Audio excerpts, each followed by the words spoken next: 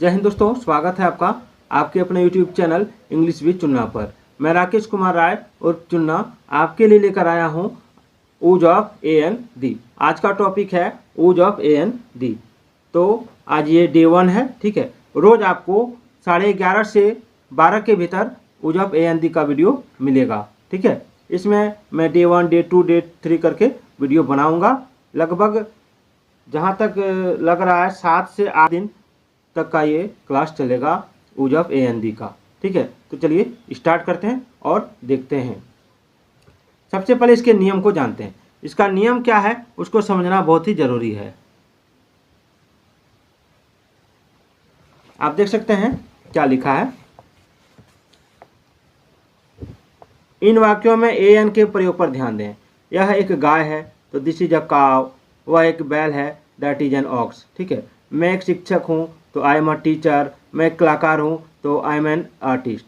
तो इस तरह का सेंटेंस, इस तरह का वर्ड, ठीक है, हम लोग अपने दैनिक जीवन में रोज बोलते हैं। और इसको अंग्रेजी में कैसे हम कन्वर्ट करेंगे, आइए देखते हैं। सबसे पहले इन उदाहरणों से स्पष्ट है कि ए एन का प्रयोग सिंगुलर काउंटेबल नाउन के पहले होता है। प्लूरल नाउन, अनकाउंटेबल नाउन और प्रॉपर नाउन के पहले ए एन का प्रयोग नहीं होता है। जहाँ ए का प्रयोग उस शब्द के पहले होता है जिसका उच्चारण कॉन्सोनेंट व साउंड से शुरू होता है, और वहीं एन का प्रयोग उस शब्द के पहले होगा जिसका उच्चारण स्वर ध्वनि यानी वॉवेल साउंड से शुरू हो। तो चलिए स्टार्ट करते हैं और बनाते हैं इसमें ट्रांसलेशन को। जैसे सबसे पहले क्या है, सबसे पहले है यह एक घोड़ा है। तो यह एक घोड़ा है तो हम क्या बोलेंगे, this is a horse. This is a horse. यहाँ पर एच का उच्चारण कैसे हो रहा है, एच का उच्चारण हो रहा है कॉन्सोनेंट वर्ड से, ठीक है। हॉ बोल रहे हैं, हॉ क्या है, एच क्या है, कॉन्सोनेंट। एच क्या है, कॉन्सोनेंट। ध्यान दीजिएगा, मैं आपको दिखा रहा हूँ।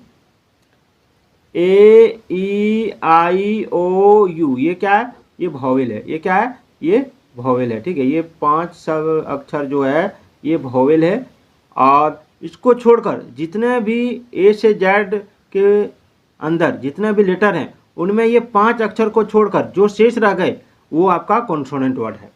तो अगर किसी वर्ड का उच्चारण वॉवेल से हो रहा है तो उसके पहले एन का प्रयोग करेंगे, ठीक है। और किसी वर्ड का उच्चारण कॉन्सोनेंट से हो रहा है तो उसके पहले ए का प्रयोग करेंगे। जैसे वह एक हाथी है तो क्या बनाएंगे, दैट इज एन एलिफेंट।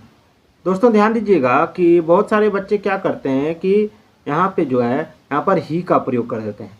तो याद रखिएगा कि ग्रामर के अनुसार, ठीक है, ग्रामर के रूल के अनुसार वह एक हाथी है, यहाँ पर, ठीक है, ही का प्रयोग किसके लिए होता है, इंसान के लिए।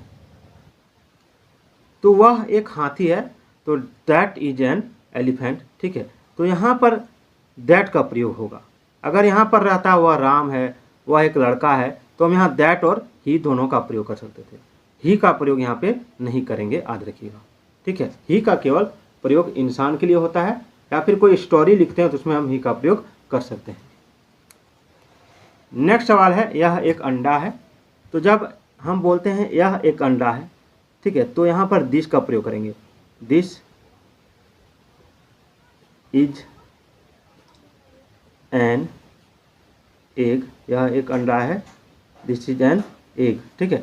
यह एक अंडा है, दिस इज एन एग, यही बोलेंगे।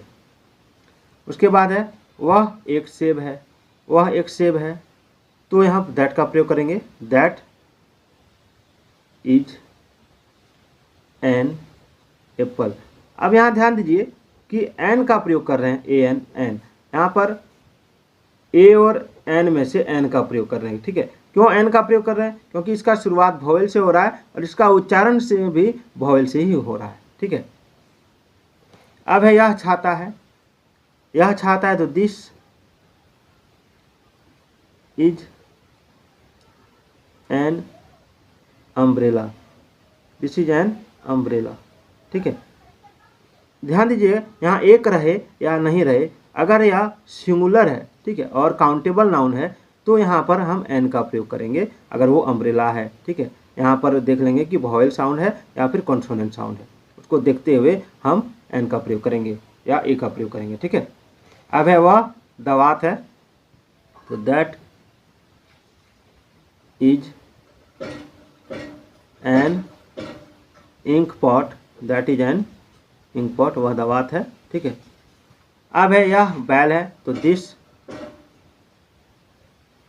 इज एन ऑक्स, यह बैल है।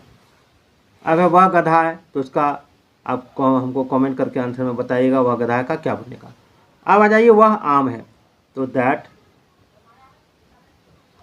Is a mango. ध्यान दीजिए यहाँ पर कॉन्सोनेंट साउंड आ रहा है, मैंगो, मैं मो का साउंड आ रहा है, यानी एम से मो होता है, तो मो क्या है यानी एम क्या है, एम तो है कॉन्सोनेंट लेकिन इसका साउंड क्या आ रहा है, कॉन्सोनेंट ही आ रहा है, इसलिए यहाँ पर ए का प्रयोग हुआ।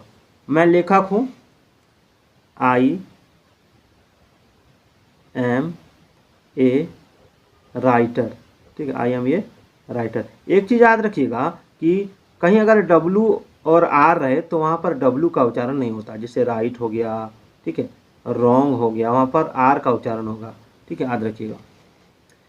अब है तुम कलाकार हो, तो you are an artist, artist हो जाए, ए का उच्चारण यहाँ कॉन्सोनेंट नहीं वोवेल से हो रहा है, एन आर्टिस्ट, ठीक है। अब यह पानी है, तो दिस इज वाटर, यह पानी है, दिस इज वाटर, याद रखिएगा। तो दोस्तों आज का ये वीडियो आपको कैसा लगा कमेंट जरूर कीजिएगा। नेक्स्ट वीडियो आपको दोपहर 4 बजे को मिलेगा, ठीक है। तो चलिए फिर मिलते हैं अगले वीडियो में, तब तक के लिए जय हिंद जय भारत।